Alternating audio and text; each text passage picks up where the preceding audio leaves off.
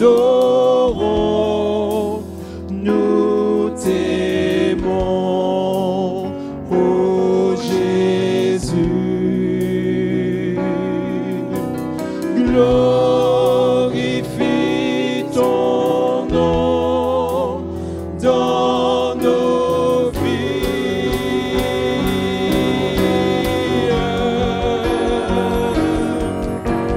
Glorifie ton nom. Glorifie ton nom. Glorifie ton nom dans nos vies.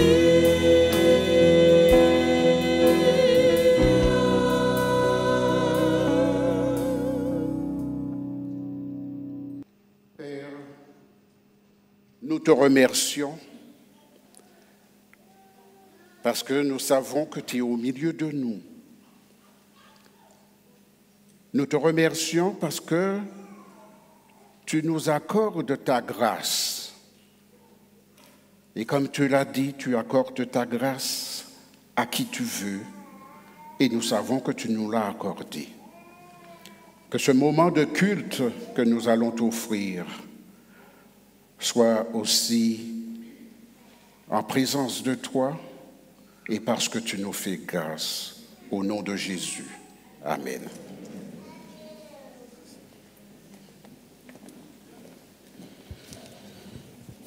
Chers amis, chers visiteurs, chers membres de l'Église d'Évry, chers internautes, c'est avec une joie, manifestée avec un joli sourire, que je vous souhaite une cordiale et chaleureuse bienvenue.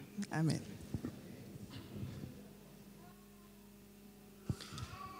Nous voulons vivre un temps de repentance maintenant avec un passage du livre, introduit par un passage du livre d'Exode.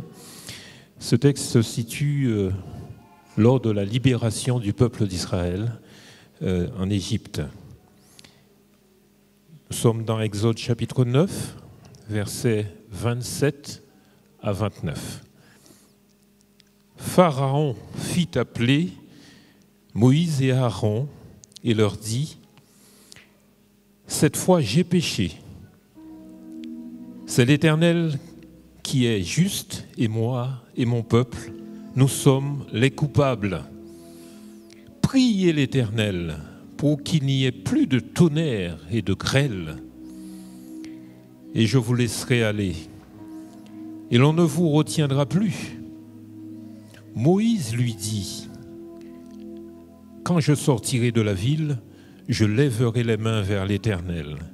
Les tonnerres cesseront et il n'y aura plus de grêle, afin que tu saches que la terre est à l'Éternel. Amen.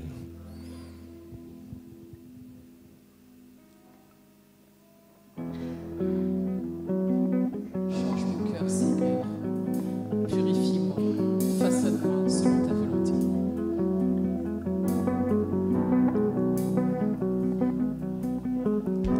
Change mon cœur, Seigneur, et purifie-moi.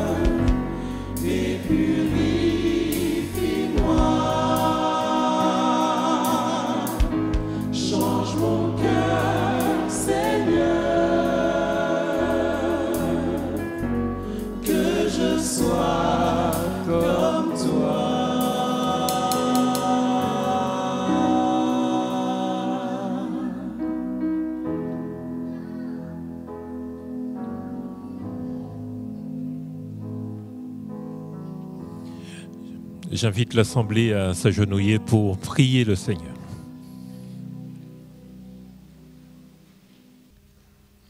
Oui, notre Dieu, notre Père, nous nous tournons vers toi en ce matin, comme nous l'avons fait durant la semaine, mais nous le faisons spécialement ce matin, afin que tu changes notre cœur. Nous te demandons de le changer parce qu'il est mauvais. Il est rempli de péchés, de toutes sortes de choses qui sont contraires à ta volonté. Seigneur, nous te demandons pardon en cet instant pour nos péchés. C'est toi qui es juste, comme l'a déclaré le roi Pharaon. Et nous sommes des pécheurs. Nous t'avons déçu dans nos comportements, dans nos regards, dans nos paroles, dans nos actes. Nous avons été menteurs, Seigneur. Nous avons été adultères. Nous avons été tueurs. Nous avons regardé avec jalousie le bien du prochain, du voisin, etc., etc. Humblement, Seigneur, à tes pieds, nous te prions de laver notre cœur, de nous purifier, de nous remplir de ton esprit, afin que le péché soit quelque chose que nous ayons en horreur. Merci, Seigneur, de nous relever avec ton pardon. Merci, Seigneur, de nous apporter la paix et ta grâce. Nous voulons, Seigneur, que chacun de tes enfants ici réunis reparte avec la sérénité et la paix. Et nous voulons spécialement, Seigneur, te demander d'apporter cette sérénité et cette paix, comme tu sais la donner, à la famille Oculi, qui a perdu un de ses membres durant la semaine, en la personne de Mylène. Soutiens la famille tout entière, les enfants, les frères, les sœurs, les tantes, les oncles, et que chacun puisse se tourner vers toi et s'accrocher à l'espérance de ton intervention dans ce monde très très bientôt. Merci Seigneur de nous avoir convoqués ce matin pour nous parler. Et tu le fais ce matin à travers ton serviteur Max. Soutiens-le, Seigneur, fortifie-le. Prends possession non seulement de ses lèvres, mais de tout son être, et qu'il nous transmette fidèlement, Seigneur, le message que tu as préparé pour ton peuple en ce matin. Bénis tous tes enfants, toutes nos familles ici représentées, mais aussi celles qui sont connectées sur le net. Fais-leur du bien, où qu'ils se trouvent. Au nom de Jésus, nous t'avons prié. Amen.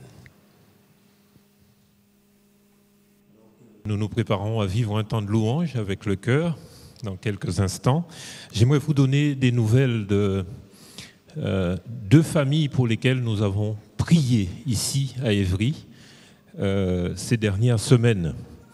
Je vais commencer par sabbat dernier. Nous avons fait un temps d'intercession. Je n'y étais pas puisque j'étais sur le terrain au sein de cette famille. Linda et sa famille. Nous sommes partis à 4 à la rencontre de Linda. Nous étions, il y avait 2 diaconesses, Muriel et Marie-Catherine. Marie-Catherine, je te demande de venir me rejoindre. Viens pour nous donner des nouvelles fraîches de Linda. Il y avait aussi le premier diacre, Eddie, et moi-même. Nous sommes partis pendant le temps du culte à sa rencontre. Marie-Catherine, c'est celle qui est en contact avec Linda, qui l'appelle régulièrement. Donne-nous des nouvelles depuis notre intervention. Alors bonjour à tous et bon sabbat. Linda va beaucoup mieux grâce à Dieu. Elle m'a fait un appel au secours samedi dernier. Vous savez, quand les gens sont dans la détresse, il suffit de ça pour qu'ils basculent. Mais gloire soit rendue à Dieu, elle a pu reprendre du courage. elle était hantée par des rêves diaboliques. Elle était au ras de sa vie. Et l'Esprit de Dieu, par nos prières, l'a boostée. Et la paix de Dieu habite dans son cœur. Elle est en arrêt parce qu'elle n'a pas de fer. Elle reçoit des injections tous les 2, 3, 4 jours. Elle est en arrêt depuis jeudi dernier. Elle est en arrêt pendant 1 mois. Mais je ne sais pas si vous avez eu l'occasion de lire ce livre, « Osez demander plus ». Pendant cette nouvelle année ecclésiastique, je ne sais pas si c'est trop demander à Dieu, « Seigneur, donne-moi une âme ». Parfois, nous prions pour les gens, pour leur travail, pour leur santé.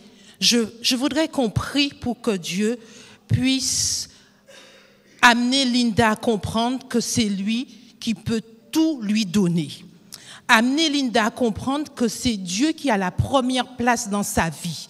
Amener Linda à comprendre qu'elle doit faire partie du royaume de Dieu. Prions, frères et sœurs, dans ce sens pour Linda.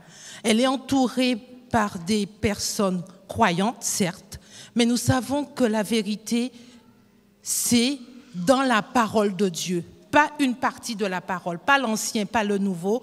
Je pense que vous comprenez ce que je veux dire. C'est toute la vérité. Je voudrais vraiment que j'ose demander à Dieu une âme pour sa gloire. Alors, prions pour que Linda puisse comprendre, en dehors de tout ce qu'elle peut demander, qu'elle demande à Dieu de le connaître parfaitement.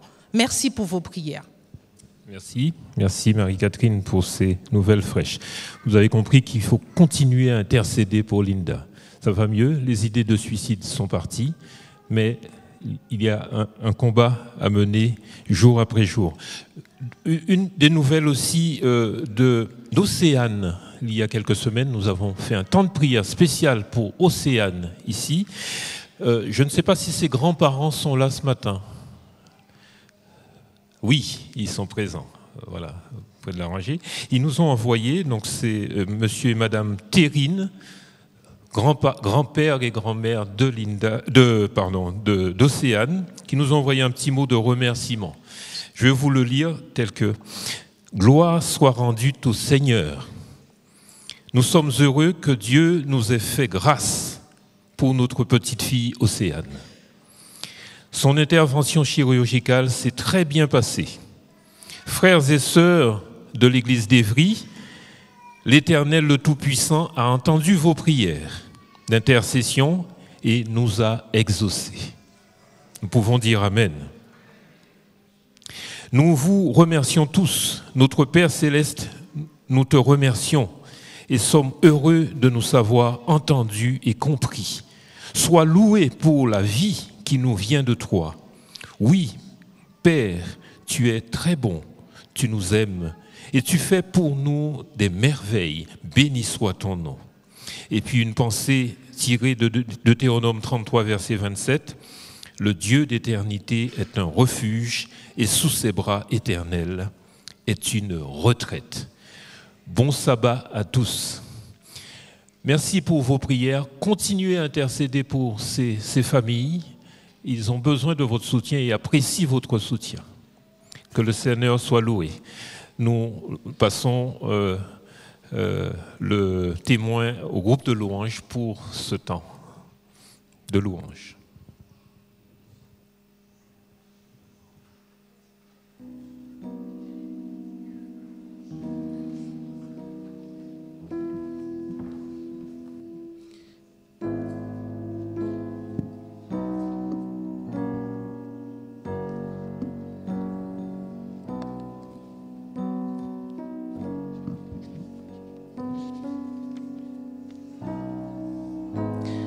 Si je parlais le plus parfait des langages, si même un ange me prêtait le sien, que me vaudrait ce futile avantage? Si je n'ai pas l'amour, je ne suis rien. Alors, parfois c'est compliqué, on se dit qu'aimer tout le monde, c'est complexe. Il ne s'agit pas d'aimer en émotion, il s'agit de se dire, est-ce que je suis prêt à tout donner pour l'autre? Est-ce que je suis prêt à faire de l'autre mon frère? Alors, j'espère que pendant que nous chanterons ce chant, vous nous prendrons conscience que même si c'est parfois compliqué, nous sommes frères et sœurs et nous avons les uns pour les autres l'amour que Jésus a mis en nous.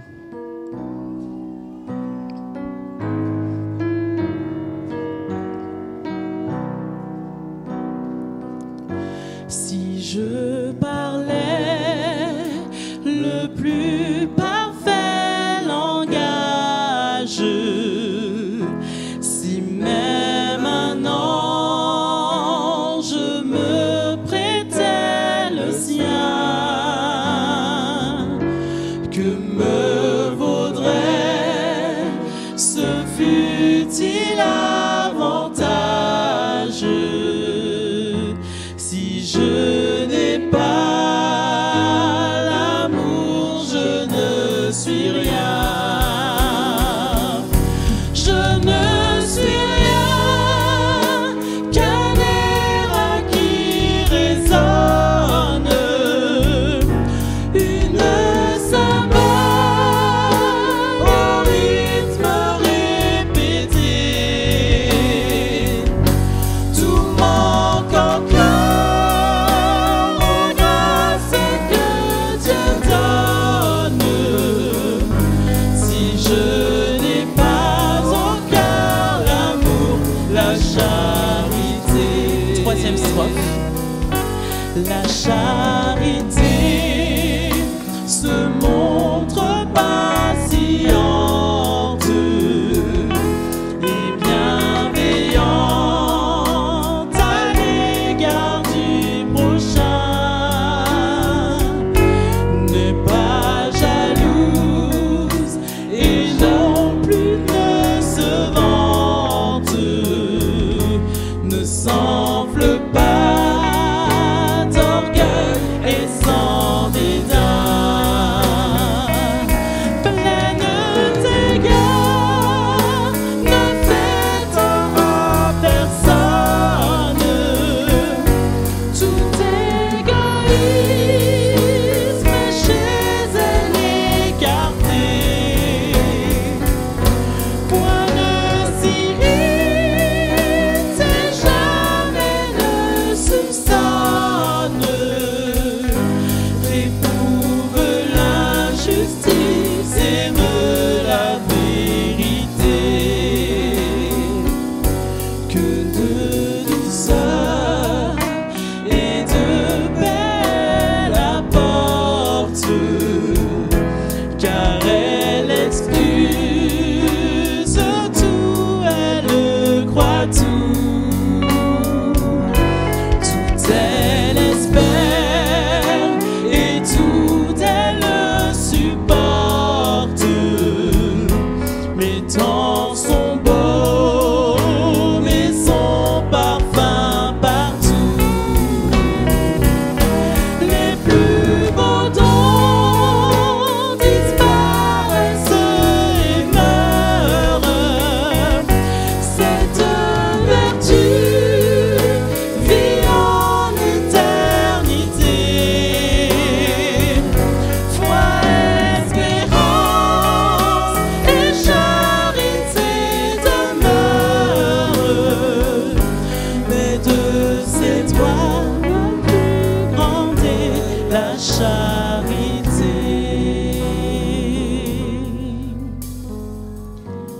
La plus grande de ces vertus, c'est la charité, l'amour de Jésus. C'est une notion qui est qui est parfois abstraite. Je ne sais pas si pour vous c'est abstrait l'amour de Jésus parfois, et puis parfois c'est hyper concret. Mais une chose est sûre, que ce soit concret ou abstrait, à certains moments de la vie, je sais qu'en lui, j'ai la vie. Je sais qu'il m'a sauvé par son amour. Et je sais que gardé par sa main meurtrie, même dans les difficultés, j'ai l'assurance de son retour. Alors je vous invite à chanter ces paroles du numéro 95.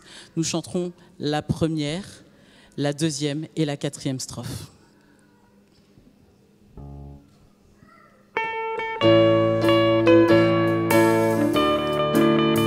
Je ne sais pourquoi dans sa grâce Jésus m'a tant aimé. Pour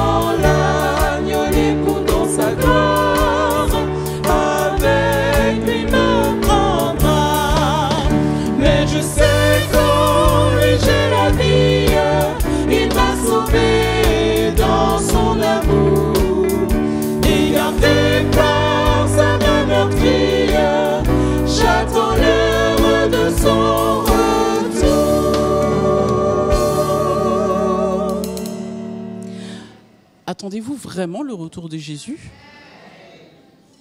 Parfois, on va à l'église, on fait beaucoup de choses, on dit le nom de Jésus, mais on ne l'attend pas toujours. D'ailleurs, si on attendait vraiment le nom de Jésus, le retour de Jésus, vraiment tout le temps, il y a des choses qu'on ne ferait pas.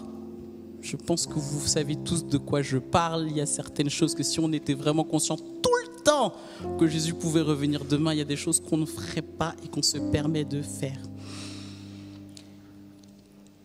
Mais une chose est sûre, qu'on soit parfait ou non, qu'on soit prêt ou non, Jésus, lui, ne change pas. Il est aujourd'hui et à jamais le sauveur des perdus. Il est aujourd'hui et à jamais l'ami que je désire le plus avoir. Oh, donnez-moi Jésus. Alors, je vous invite à chanter ce chant debout, pour ceux qui le peuvent, avec l'assurance que son nom est pur, que son éclat remplit les cieux et que nous avons trouvé le salut au nom de Jésus-Christ. Nous chanterons la première, la deuxième et la quatrième strophe.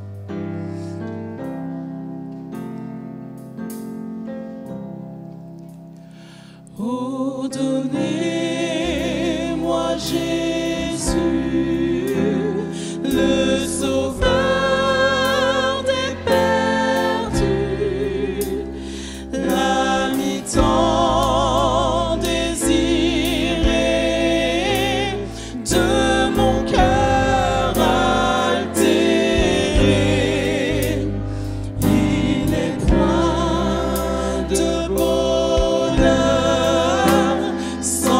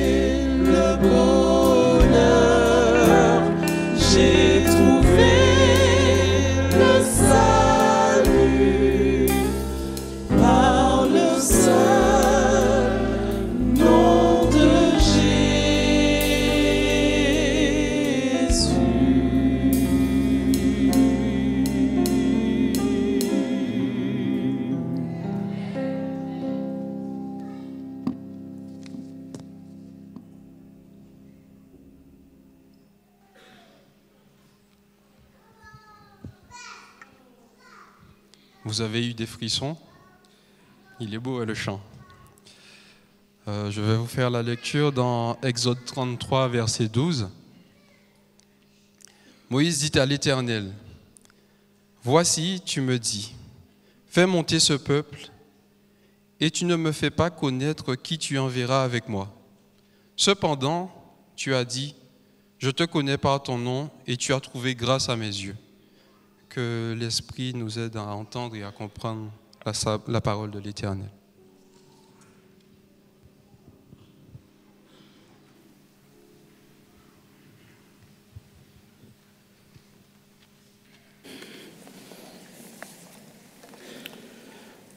Chers frères et sœurs, bonjour. Amis visiteurs, bonjour. À ceux qui ont choisi de partager notre table à Évry, partager le pain de vie, quel que soit là où vous trouvez, je vous salue fraternellement. Je tenais aussi à remercier les chantres, parce que je voulais absolument que le dernier chant soit chanté ce matin. Vous êtes au bon endroit ce matin. Et en Jésus, vous avez trouvé le salut. Et vous avez le bonheur parce que vous êtes au bon endroit. Vous constaterez aussi que le message que nous allons partager ce matin est un peu la suite de la leçon que vous avez étudiée cette semaine. Avec qui je conduirai ce peuple? Moïse a une grande responsabilité, conduire le peuple de Dieu. Et vous savez qu'une responsabilité, c'est le fait d'être responsable, c'est-à-dire la nécessité d'un point de vue moral d'accomplir un devoir ou un engagement. Donc, Moïse, à un moment, va accepter et s'engager à conduire le peuple de Dieu, c'est-à-dire à faire sortir ce peuple de l'esclavage où il est du pays d'Égypte. Mes amis, permettez-moi de vous poser deux questions, juste avant d'entrer dans le vif du sujet. Je vais vous poser la première question. Qui est-ce qui s'est déjà vu confier une responsabilité? Vous pouvez lever la main. Parmi le nombre que nous sommes, il n'y en a pas beaucoup. Maintenant, au niveau de notre communauté de l'Église d'Évry, en ce début de mandature, je voudrais surtout voir les mains dessus des personnes qui ont accepté une responsabilité.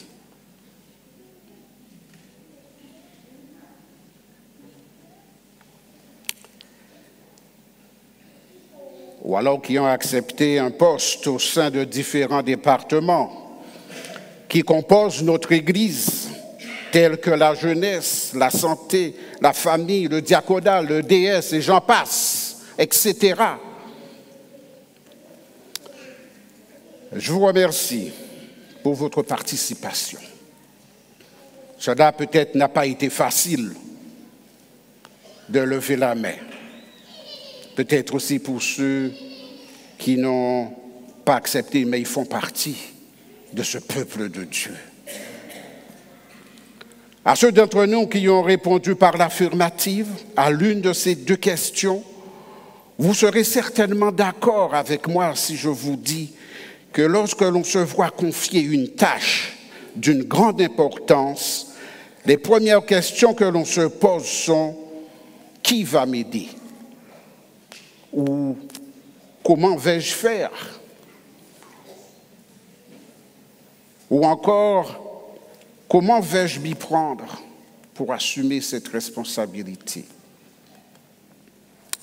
Frères et sœurs, ceux d'entre nous qui avons accepté de prendre part à l'avancement de l'œuvre de Dieu en acceptant un poste au sein de notre communauté, quel qu'il soit, ont d'une certaine façon accepté de conduire aussi le peuple de Dieu. Et ce n'est pas une tâche facile, c'est une lourde responsabilité. Invoquons le nom du Seigneur. Merci, Père. Merci de nous parler ce matin à travers ce message, tes paroles, que tu nous permets de prendre conscience, Père, que sans toi, nous ne pouvons rien, que sans toi, nous ne sommes rien. Sois présent, Père, sois présent au milieu de nous. Parle à notre pensée, parle à notre cœur. Au nom de Jésus, nous te le demandons. Et pour ta gloire, ta seule gloire. Amen. Ce matin, je voudrais vous parler d'un leader que vous connaissez très bien, ou sinon bien. Je voudrais vous parler un peu de Moïse. Moïse, c'est un leader que, pour ma part, j'aime beaucoup son histoire. L'histoire de Moïse, tout d'abord, qui se trouve dans le livre d'Exode au chapitre 3, le verset 7. Prenons ensemble la parole de Dieu dans le livre d'Exode au chapitre 3.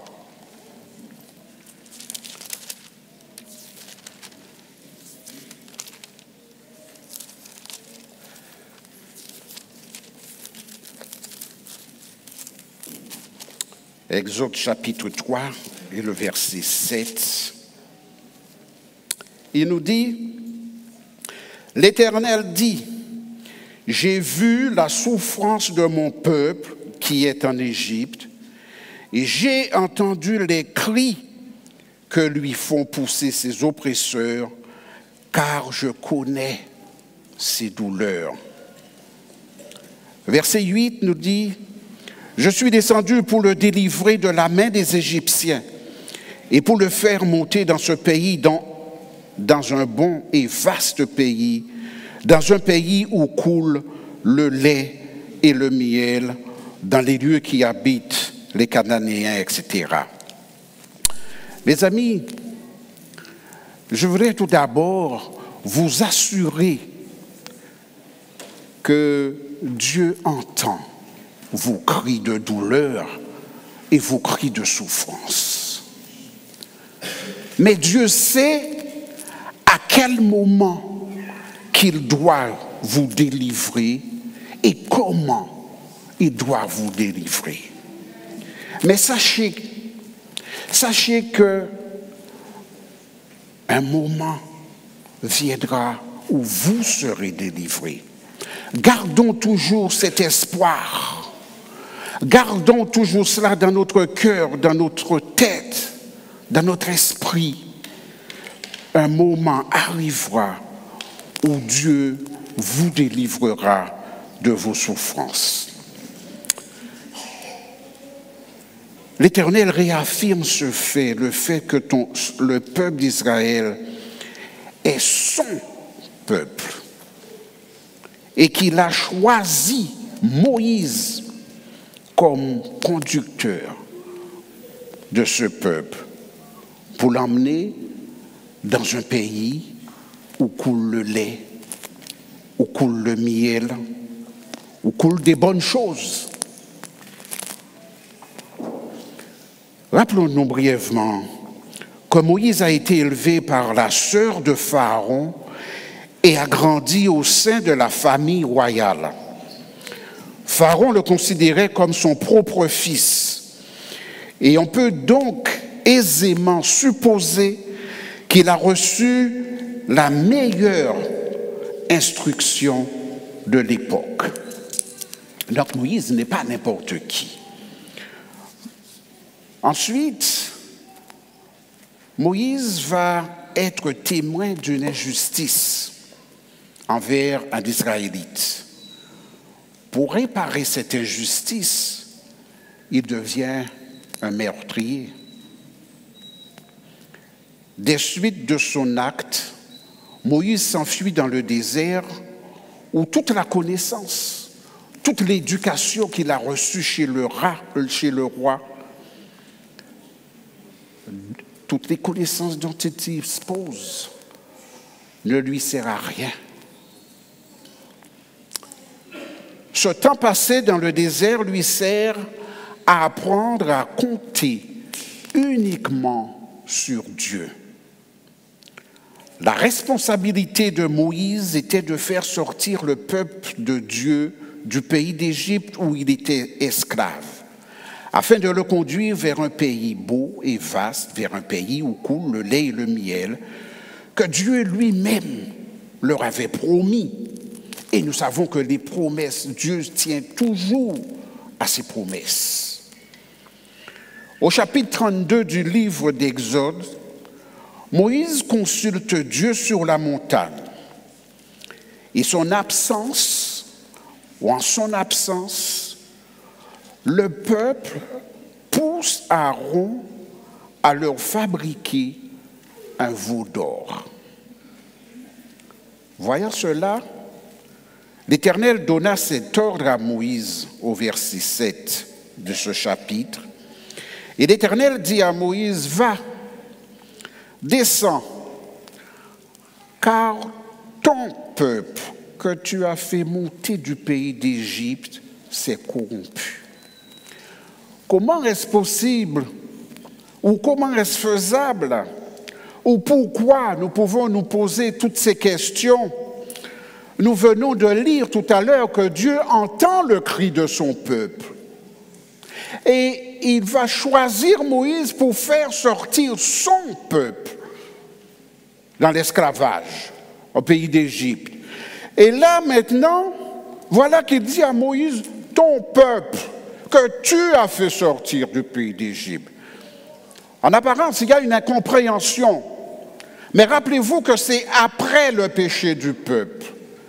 Après que le peuple ait poussé Aaron à fabriquer un faux Dieu, un veau d'or, et le peuple est en train de transgresser l'alliance qu'ils avaient passée avec Dieu.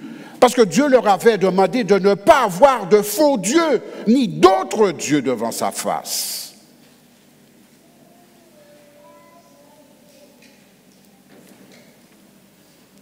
On peut s'imaginer, la Bible dit que Dieu est en colère.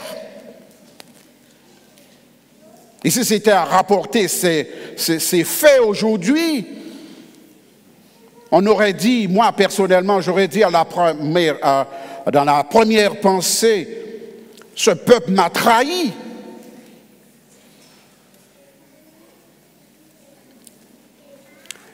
Seulement, si ce peuple, ou alors, chers frères et sœurs, chers amis, chers internautes, ayons conscience qu'à ce moment-là, Moïse, rappelez-vous, physiquement, est sur la montagne, il est monté sur la montagne pour être en communication, pour parler avec Dieu. Donc physiquement, il n'est pas au milieu du peuple. Il est avec Jésus, n'est-ce pas?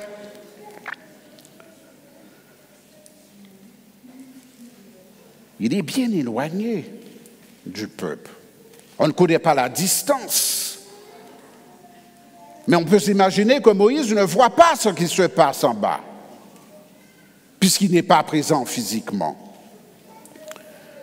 Et si ce n'était pas Dieu qui interpelle directement Moïse sur la déviance du peuple, Moïse de lui-même n'aurait en aucun cas pu savoir ce qui se passait. C'est Dieu qui va interpeller Moïse. Ce n'est pas Moïse qui va voir de lui-même.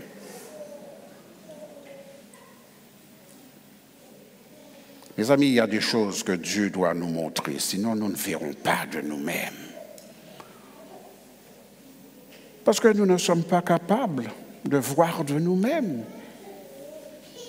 C'est dans le doux nom de Jésus que nous pouvons voir et comprendre.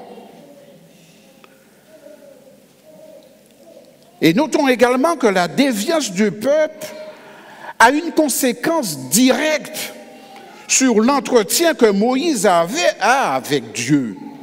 Il est obligé d'interrompre ce moment privilégié qu'il a avec Dieu. Parce que c'est un moment privilégié que nous avons lorsque nous sommes en contact direct avec Dieu. Et rien ne doit interrompre ce moment-là. Moïse est obligé d'interrompre ce moment avec Dieu afin de redescendre auprès du peuple et de rétablir l'ordre. Parce que ce peuple a fauté. Et si nous poursuivons notre lecture au chapitre 33, le verset 12, que vous avez entendu tout à l'heure, où Moïse est en train de dire à Dieu, voici, nous pouvons le reprendre, Exode chapitre 33, le verset 12, et il dit, Moïse dit à l'Éternel, voici, tu me dis, l'Éternel lui-même qui l'a dit, fais monter ce peuple et tu ne me fais pas connaître qui tu enverras avec moi. Rappelez-vous cette première question que nous nous posons lorsqu'on nous confie une responsabilité. Avec qui j'irai ou avec qui je vais travailler? Et il continue.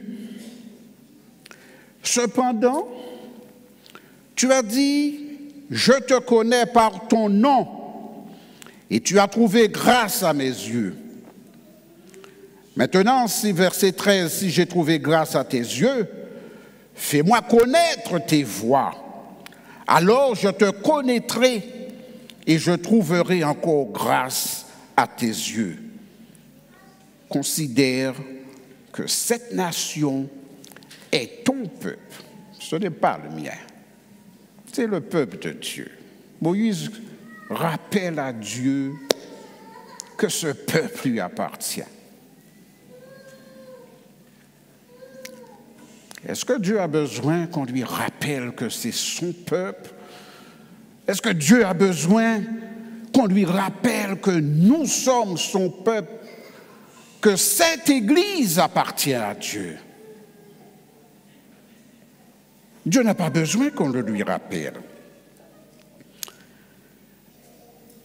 Et dans ce passage, Moïse veut connaître vraiment les intentions de Dieu. Moïse est en train de dire à Dieu, Seigneur, pour conduire le peuple là où tu nous as promis, je veux connaître ta volonté et non pas te connaître comme je connais bien certains parmi vous.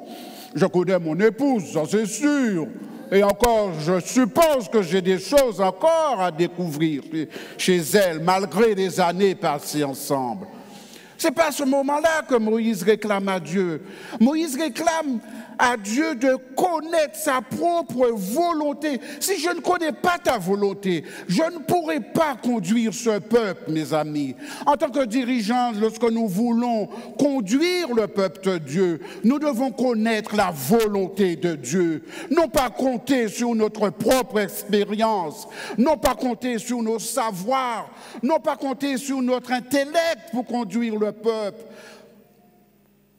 Non, mes amis. Seule la volonté de Dieu compte. Et c'est ainsi qu'on pourra diriger le peuple de Dieu. Tout comme Moïse, en tant que membre actif de notre communauté, nous devons non pas de nous appuyer sur notre propre connaissance ou sur notre propre savoir, mais nous rapprocher directement de Dieu qui nous fera connaître sa volonté et ce qu'il souhaite pour son peuple, pour son Église. Moi, j'entends vos cris parfois. En tant qu'ancien d'Église, je me dis, mais les membres réclament certaines choses. Mais qu'est-ce que Dieu veut pour ce peuple? Où Dieu veut vous diriger? C'est ça la question. Il est de notre devoir aussi, comme Moïse, de passer des qualités avec notre Dieu, des moments de qualité, avec notre Dieu, afin que nous puissions entendre sa voix, ses commandements, ses lois, ses ordonnances, afin d'entendre ce qu'il veut tout simplement pour son peuple. Ellen White nous dit dans le livre Témoignages pour l'Église, volume 2, page 222, que l'heure de veiller et de prier est arrivée.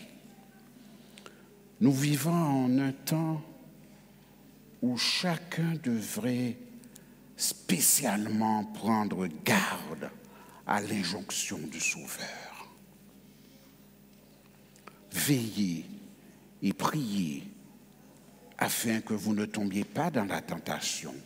Matthieu 26, verset 41.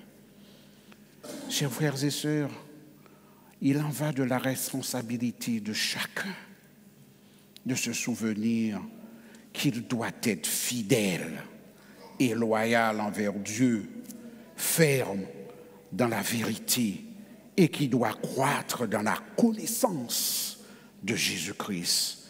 Voilà l'invitation du Sauveur. Voilà l'invitation du Sauveur. Mais revenons au peuple d'Israël. Et je disais tout à l'heure, si le peuple avait conscience que Moïse était allé au contact de Dieu, qu'est-ce qu'ils auraient fait? Ils se seraient mis peut-être en prière.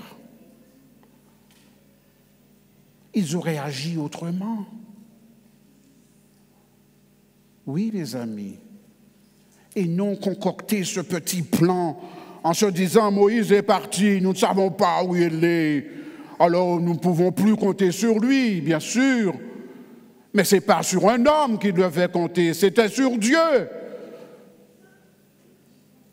Ce n'est pas sur le pasteur que nous devons compter aujourd'hui, ou sur les anciens, ou que sais-je. C'est sur Dieu que nous devons compter. N'est-ce pas, mes amis?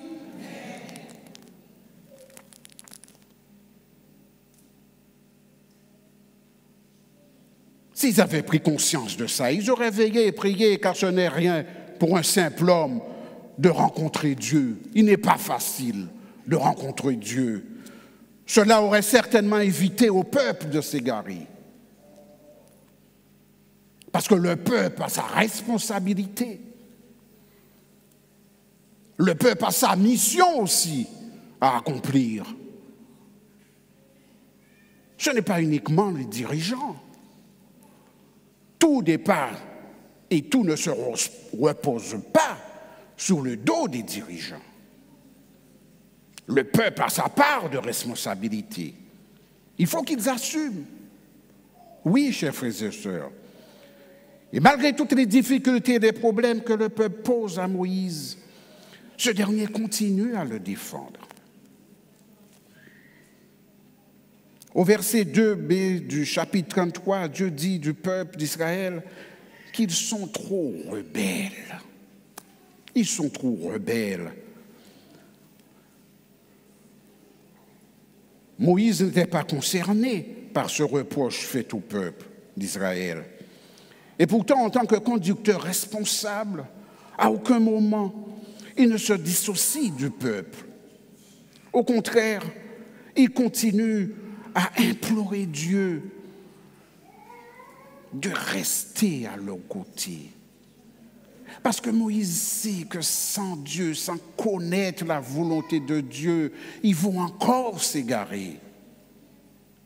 Il veut que Dieu, malgré les péchés du peuple, que Dieu reste avec eux, mes amis.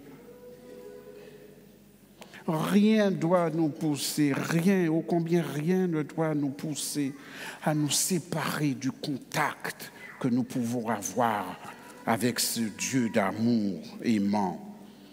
De même, chers frères et sœurs, restons unis, quelles que soient les circonstances, afin de continuer à avancer ensemble. Avancer ensemble, mes amis.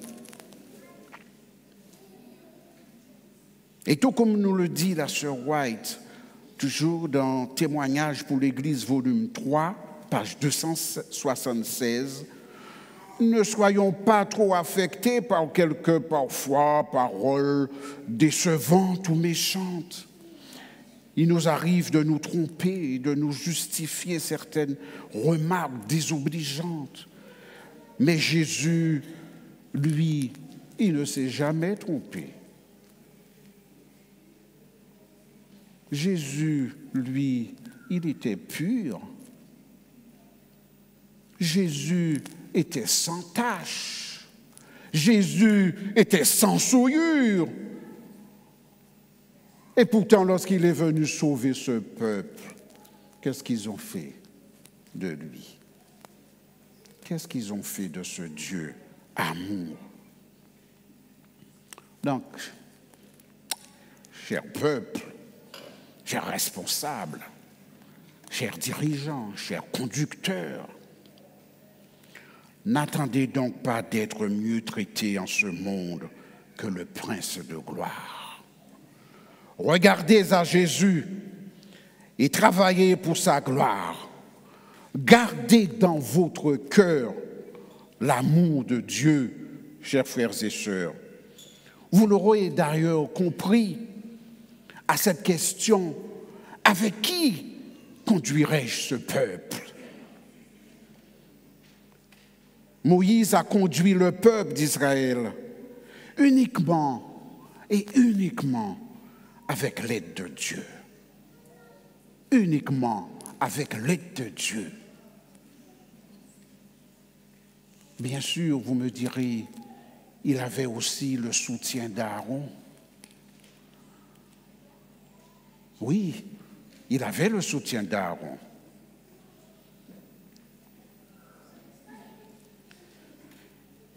Mais j'ai envie de dire, heureusement, il avait Dieu avec lui. Il a suffi un instant qu'il aille consulter Dieu pour qu'Aaron se laisse détourner par le peuple. Alors sur qui on peut compter? Même pas sur notre adjoint, parce que Moïse n'a pas pu compter sur Aaron.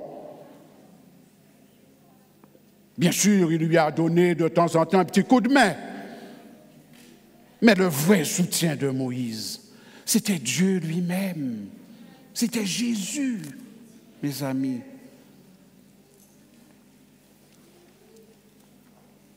En faisant sa volonté, et sa volonté seulement la volonté de Dieu, qu'il va faire Moïse. Alors, avec qui pourrions-nous aujourd'hui mener notre mission, chers amis? C'est Jésus, le seul qui peut nous guider, nous soutenir, nous épauler lorsque nous rencontrons des difficultés. Seul lui peut être à la barre, et nous le chantons parfois, nous le disons parfois. Jésus, mon capitaine.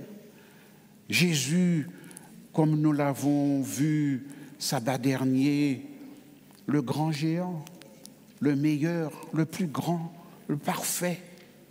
C'est lui, Jésus. Comptons uniquement sur lui, quelles que soient nos souffrances, quelles que soient les responsabilités que nous pouvons avoir. Et pour conclure, j'aimerais lire avec vous ce passage de la sœur White, toujours dans Témoignages pour l'Église, page 276, où il nous dit « Si vous essayez de porter seuls vos fardeaux, vous succomberez seul, sous le poids. Vous savez, de lourdes responsabilités, Jésus les connaît. Et il ne veut pas vous laisser seul si vous-même vous ne l'abandonnez pas. Il est honoré quand vous abandonnez les fardeaux sur lui.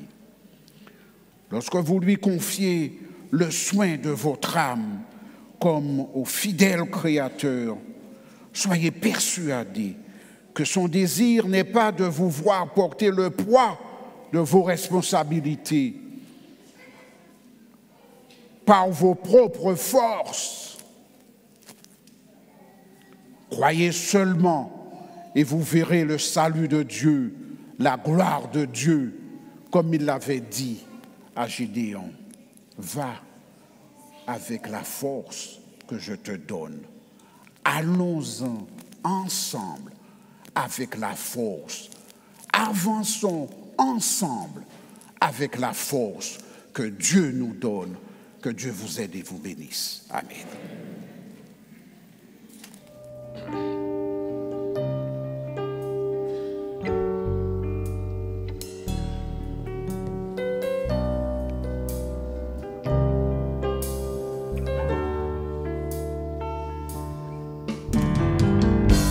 Sanctifié, purifié, voici ma prière. Justifié, c'est mon désir. Sanctifié, purifié, oui tu le veux pour moi.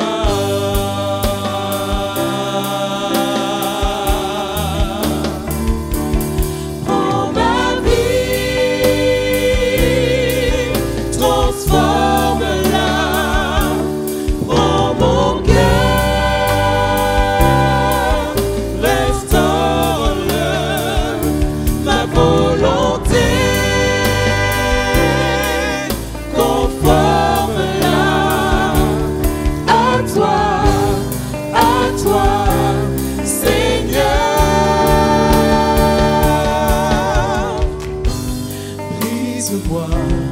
brise-moi, voici ma prière.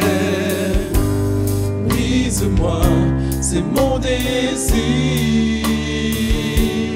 Mon seul désir. Brise-moi, brise-moi, oui tu le veux.